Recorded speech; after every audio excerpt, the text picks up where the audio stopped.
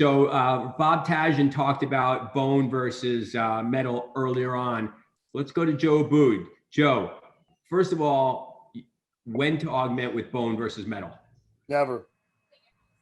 No augments, period, you're saying? No augments. Okay. Very rare. Yeah, Very so, rare for me.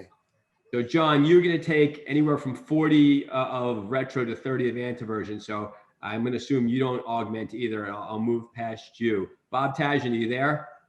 I'm here. What do you got for me? You referenced some literature on this.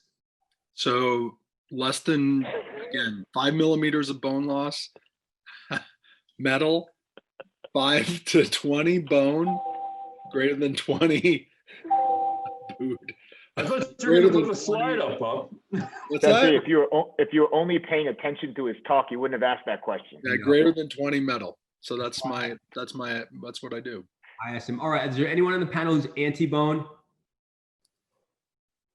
Howard, why don't you like the bone? I don't like complete bone grafts because it's sort of a cantilever loading, and you have to get the incorporation. So if I can have a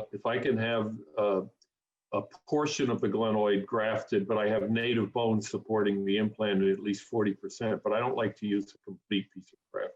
Basing the success of your reverse shoulder arthroplasty on the bone quality of an 80-year-old lady just doesn't make a whole lot of sense to me. I couldn't agree more. So I think it's also dependent on the implant that you're using, because if you're using an ingrowth post, you can do a bio-RSA type technique because you're getting ingrowth into the vault. If you're using a screw-in base plate and you're using a bio-RSA technique, then you really have no ingrowth into the native glenoid at all. And then you're relying on the creeping substitution at that bone graft, which probably is not a good long-term solution. I think such an important point that you made, and it's such a system to nuance differential. That's right. I also would argue to some of you that when you're using a post, you can actually get that soft bone to contour and get really nice backside coverage against the native glenoid. So you're right. It's nuanced on that. Anyone else got a comment on this, Anand? Yeah, I'm not Anand, but I got a comment. You always have. Go ahead, John.